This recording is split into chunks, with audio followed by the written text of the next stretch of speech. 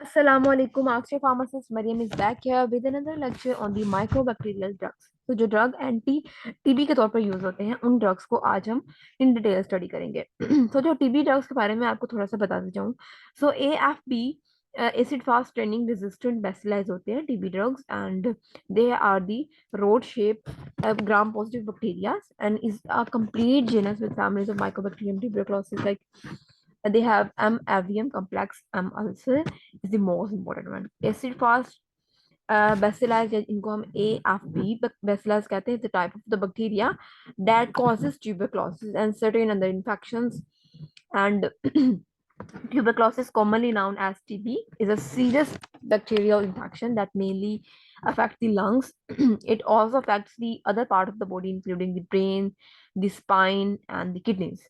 And the lungs, the TB in the lungs have a night episode of the cough with blood, and lungs tissues are damaged. That was the cough with the blood that is included in it. In the non-tuberculosis mycobacterium, what happens that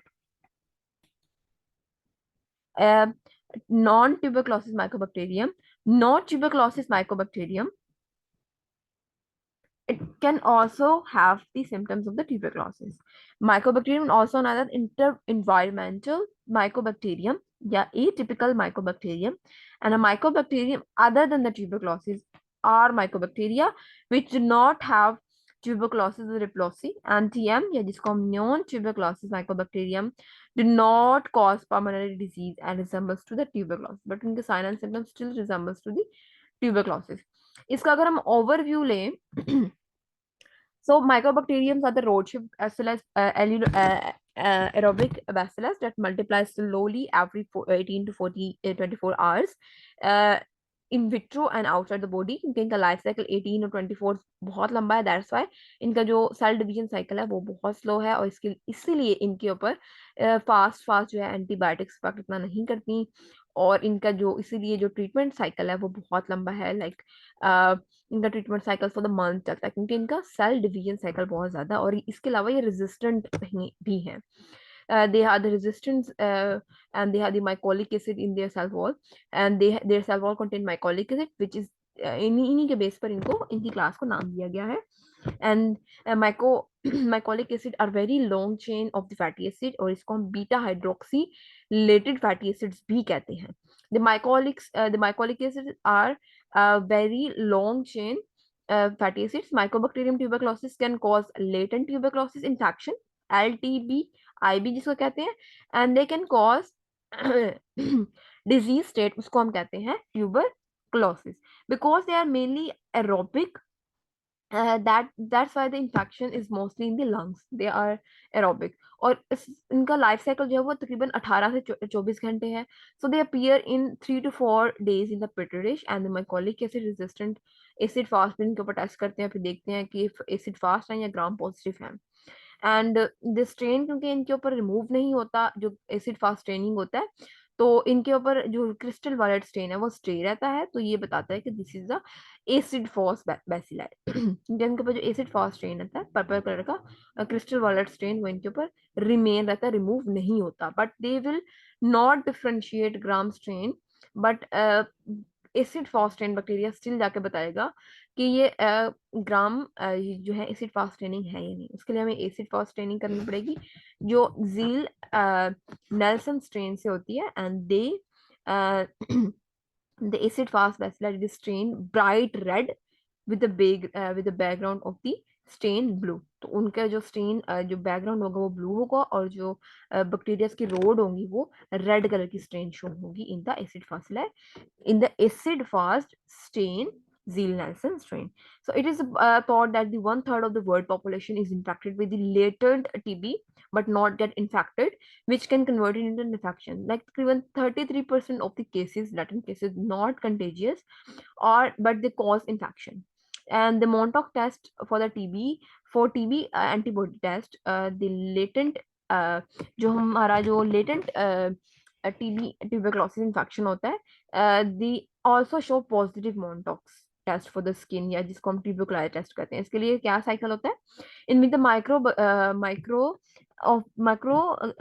culture of the bacteria isolated protein is used to get inject in body skin, and then we observe the flare response on the skin. If show the acute infection, the latent infection. Pharmacists in the pharmacy, they basically perform this test with the, like they also doing the sugar test, BP test, and the Montox test, and the ये kit इन्होंने सामने रखी होती है. So tuberculosis and the granuloma are the TB tissues that damage in the lungs. तो ये आते हैं इन दी एक्सरे. और जो मोन्टॉक्स टेस्ट फॉर द टीबी होता है, ये स्किन का टेस्ट होता है. तो मोन्टॉक्स टेस्ट और द मेंडल टेस्ट, या तो फिर जिसको हम मोन्टॉक्स टेस्ट कहते हैं, MANTOUX, या इसको हम ट्यूबरकुलिन सेंसिटिविटी टेस्ट, या हम मोन्टॉक्स स्क्रीनिंग टेस्ट, या इसको हम पिर्चेट टेस्ट और the PPD test for the purified protein derivative भी कहते हैं. क्या कहते हैं इसको? PPD से प्यूरिफाइड प्रोटीन डेरिवेटिव टेस्ट कहते हैं. तो ये डिफरेंट नाम है फॉर दी PPD या Mantoux test. That is use for the diagnosis of the latent TB infection and for the TB disease, and this is actually basically a hypersensitivity skin test. उसमें मैं जिसमें आपको पहले बताया, हम antigens जो होते हैं exfoliated from the protein from the bacteria, वो हम स्किन के अंदर इंसर्ट करते हैं, और फिर हम देखते हैं स्किन की स्वेलिंग कितनी हुई है.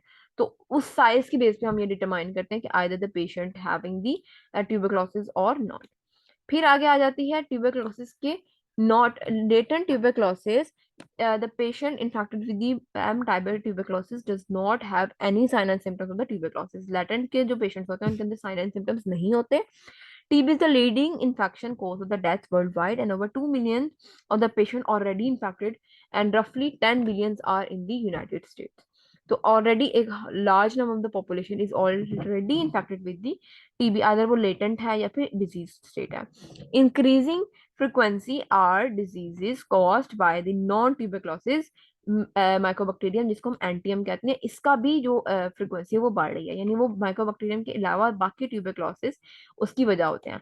Then comes these are the specialized, including कौन कौन non tuberculosis mycobacterium disease cause करता है, वो है एम एवियम, इंटर सेलुलर, या एम क्यूलोन एंड एम एब्सेंसिस, या एम कैनेसिस, एम और दी finally the M. lipera cause the leprosy.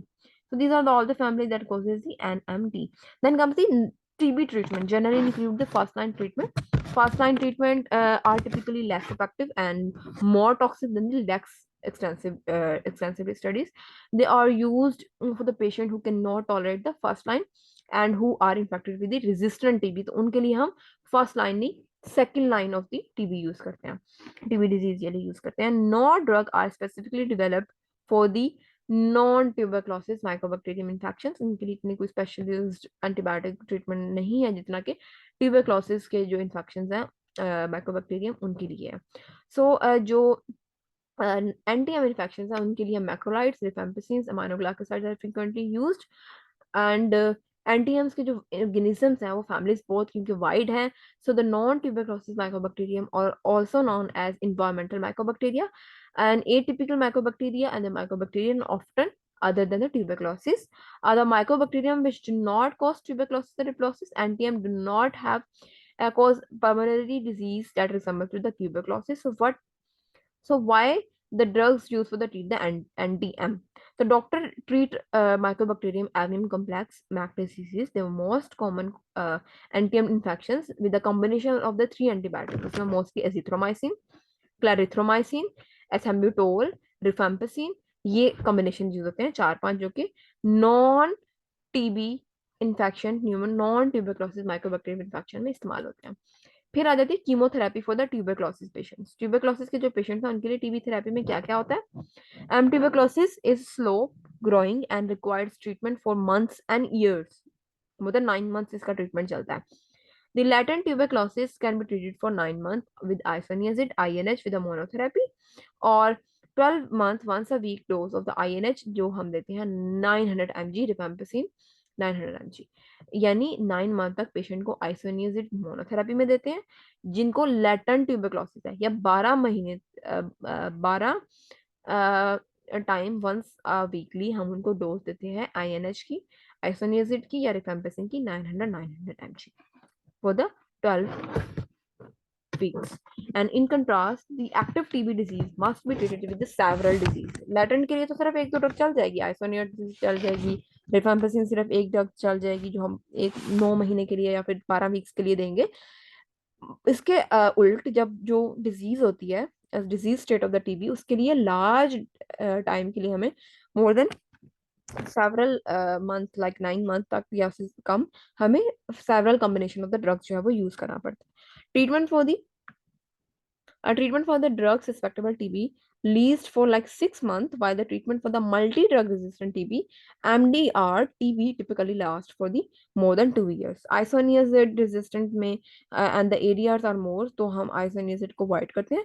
So isoniazid जब उसके ADR ज्यादा बढ़ जाते हैं तो doctor typically recommend a combination of the 3 or the 4 antibiotic like erythromycin, azithromycin, rifampicin, rifabutin, ethambutol, streptomycin, amikacin, and they are the several antibiotics that are used for the mycobacterium.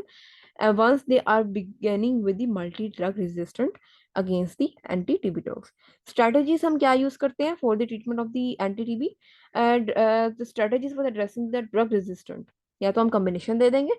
Population of M. tuberculosis contains small number of organisms that naturally resistant to the particularly drug. Under selective pressure for inadequate treatment, especially from the monotherapy, these resistant TB can emerge in a dominant population.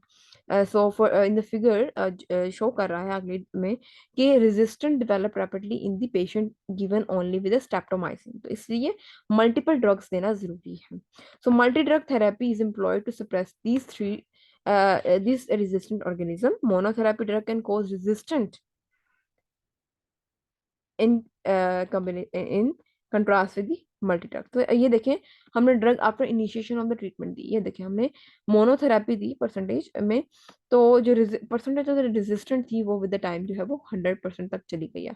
So combination percentage of the strain of Mycobacterium tuberculosis showing resistant against streptomycin, इसलिए हम फिर combination में ये drugs use करते हैं, isoniazid, rifampicin, इथैम्बुटोल and pyrazinamide, और उसके साथ हम स्ट्रेप्टोमाइसिन इन कॉम्बिनेशन यूज करते हैं, कभी भी इनको अकेले यूज नहीं करेंगे.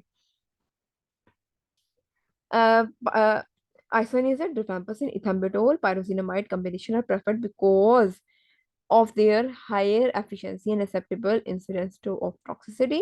Rifabutin या rifampicin are the replacement of the rifampicin under certain circumstances because they are considered more safe and efficacious. Then comes the active dispersed disease always require treatment with the multi-drug regimens are preferably 3 or more drugs proven in vitro activity against the isolates. तो 3 से 4 जो combinations होते हैं they are more safe and efficacious for the treatment of the TB. So add streptomycin या फिर para-amino-salicylic acid is the first line treatment and total 6 synergistic effect देते हैं. First weaken the bacteria and then initiated phase में हम continuous therapy देते हैं, तो उसमें streptomycin और isoniazid वगैरह. तो तब हम क्या कर रहे होते हैं, weakening of the bacteria कर रहे होते हैं, then continued therapy में after the weakening of the bacteria हम उनको continued therapy में kill करते हैं. So the standard course for the chemotherapy against the tuberculosis जो है using the isoniazid, rifampicin, ethambutol, pyrazinamide for 2 months के लिए हम क्या करते हैं, उनको इंटेंसिव फेज में रखते हैं, उसमें उनको कॉम्बिनेशन ऑफ द 4 ड्रग्स देते हैं, जिसमें isoniazid, rifampicin, pyrazinamide and ethambutol 4 drugs होती हैं.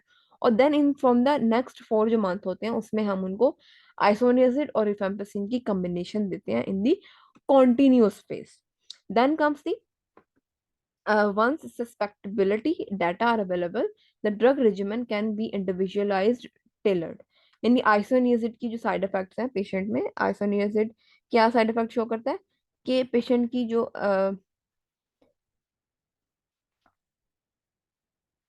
पेशेंट के जो पाम है और जो पाँव की जो पाम है वहां पे उसको टेंटिनाइटिस शो, उसको सुइयां सी चुभती हैं, तो और पेशेंट जो है वो नॉन अडेरेंट हो जाता है.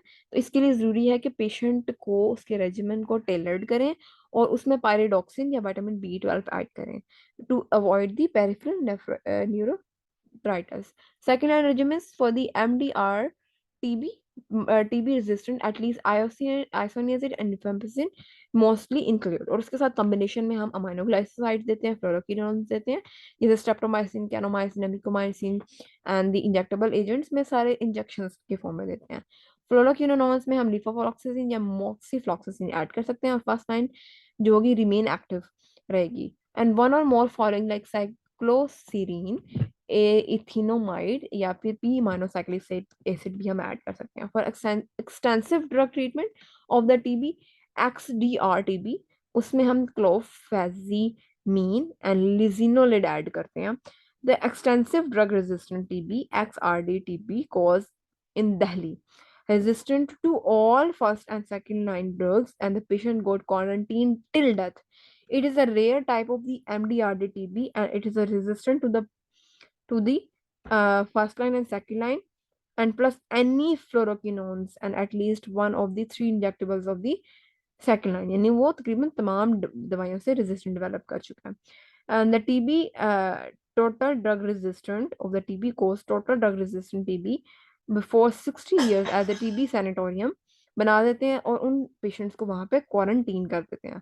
तो एक जो बहुत इंपॉर्टेंट पर्सनालिटी है Quaid-e Azam, he also develop multi drug resistant TDR TB, और इसलिए उनको भी क्वारंटीन कर दिया गया था in the TB sanatorium. Then comes the patient adherence. Can be low.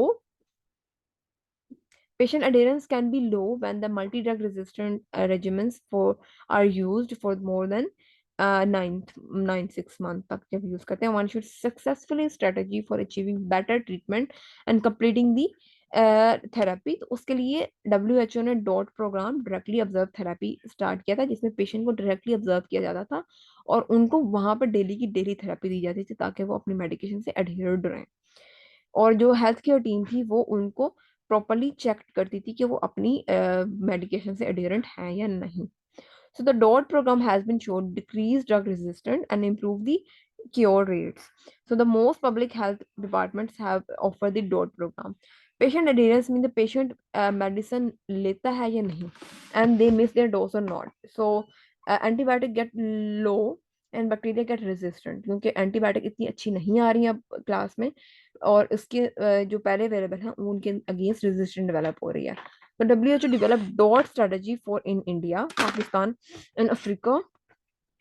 Patient also had observation from under pharmacist या फिर healthcare provider, healthcare team, and control the check the TB।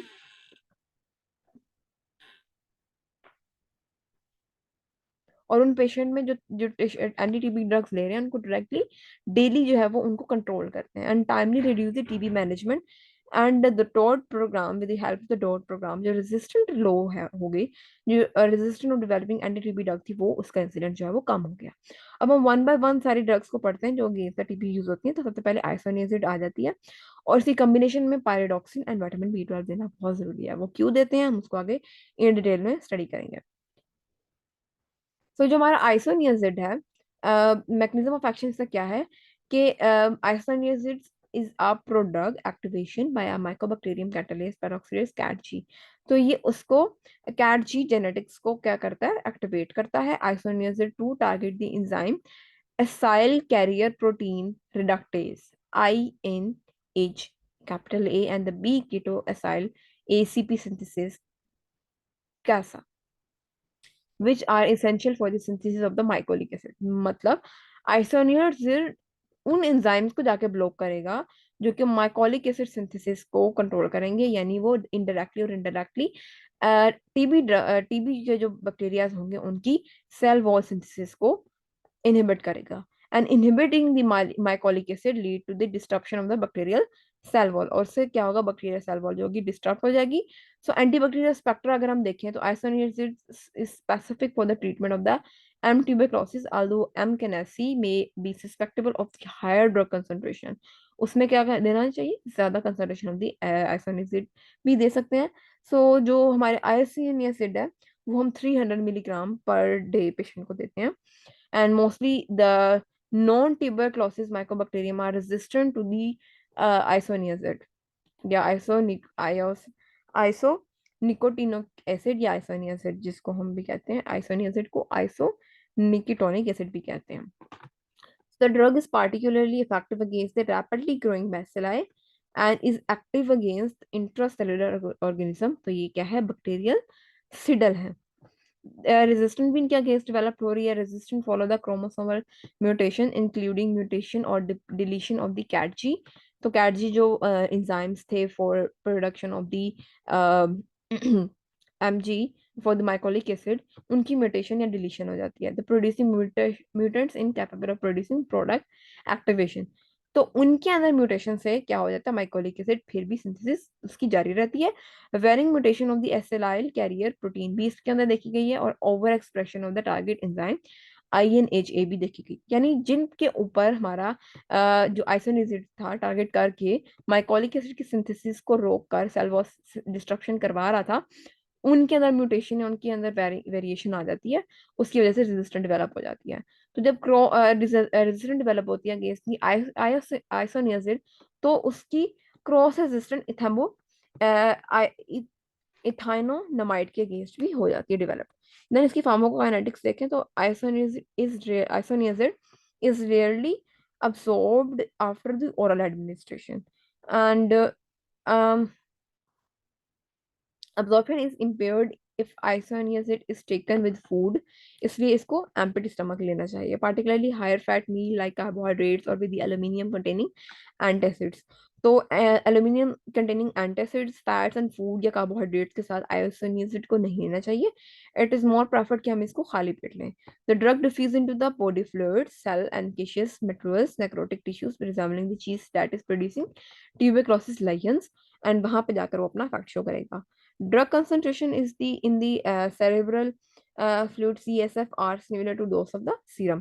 As in the CSF, also concentration of the TB in the brain, so it can also treat in the eyes, bones and body organs. तो अगर brain TB या eyes की TB, bones की TB, body की TB या body organs की TB होगी तो उनको भी ये treat कर देगा.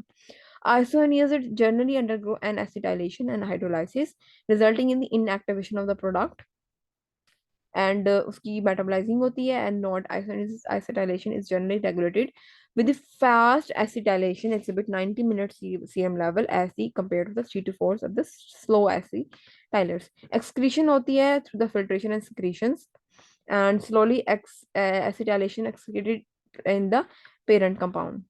तो ये मेटाबोलाइट्स होते हैं, इनकी मेटाबोलाइट्स जो होते हैं वो इनके रिलीज होते हैं through the ureter and the kidney.